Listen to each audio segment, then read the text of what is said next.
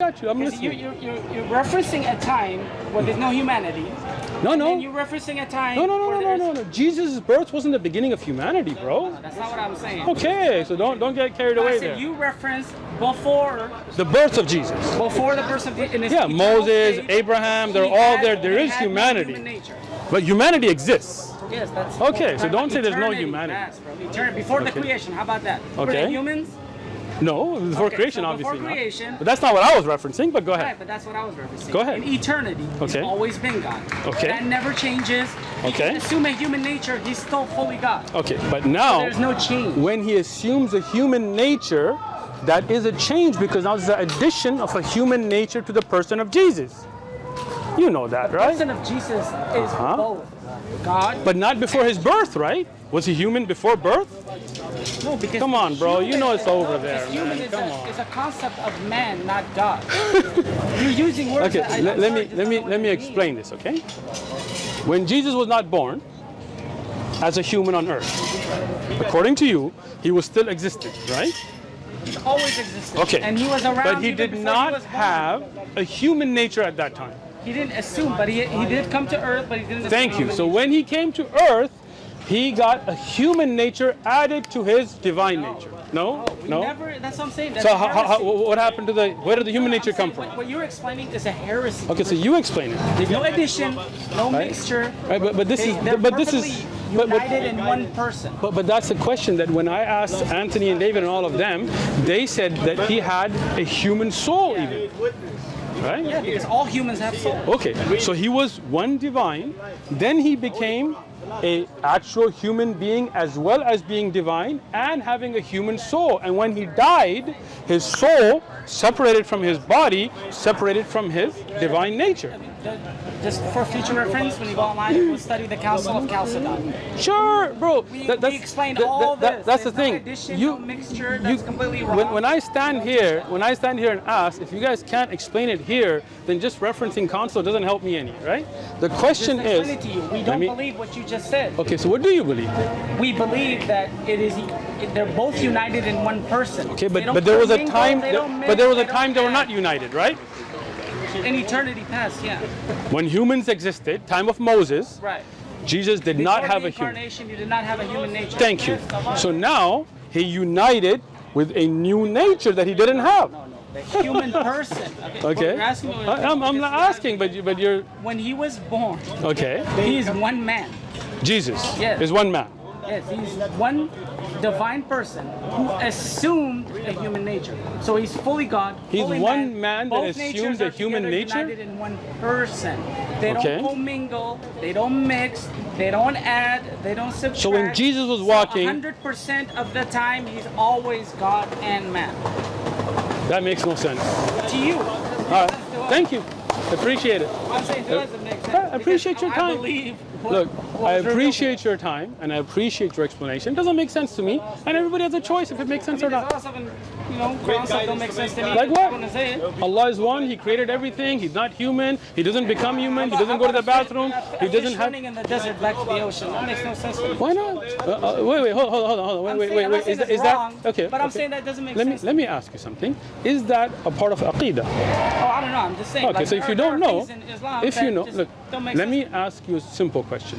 One creator, right? Not a man, not a woman, not a child, doesn't become anything else. Always been, always will be in one state. Never. Since I'm here, I do want to ask you a question. Go ahead, bro. Since you're here.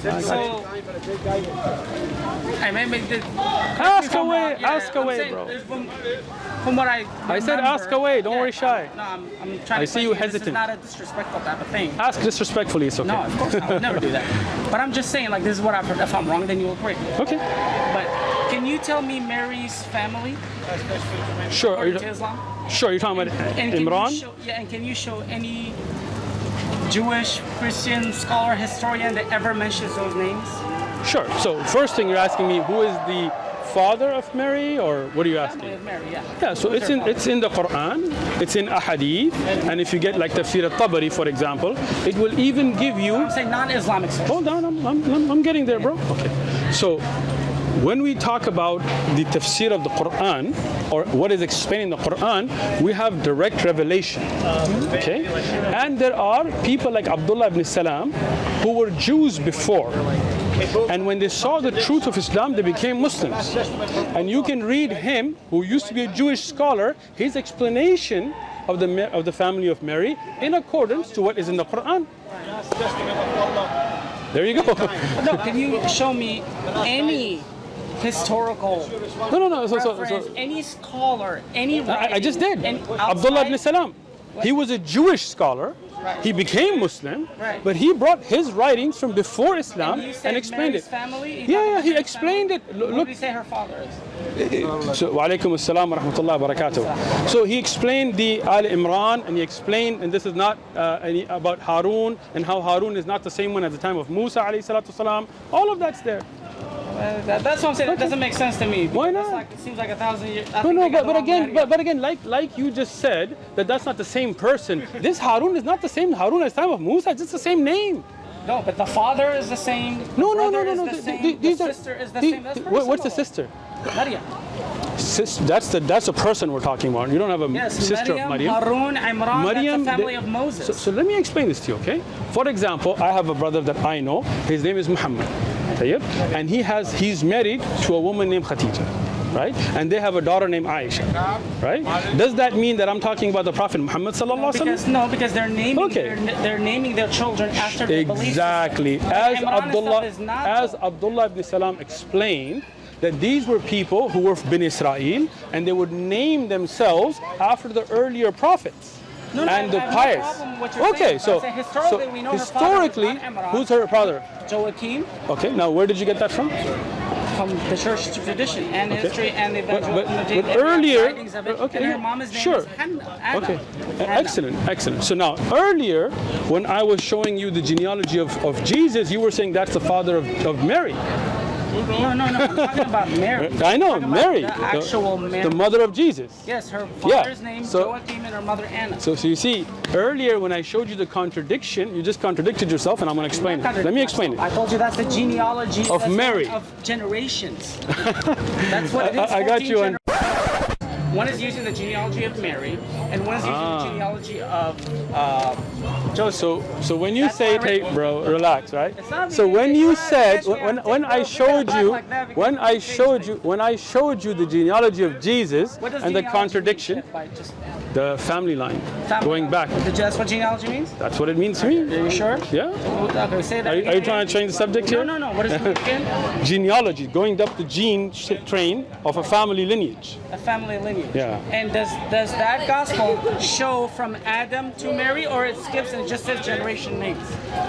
It shows begotten, and the other, there's two we're looking. Let me How many answer. generations does it show? So there's two different genealogies. There's a contradiction in the number of. I got you. Relax. I've got it printed out. I got you. Relax. So the one in Luke goes, and it goes further, but it goes down from David all the way to Jesus, peace be upon all of them. And Matthew also goes from David to Jesus.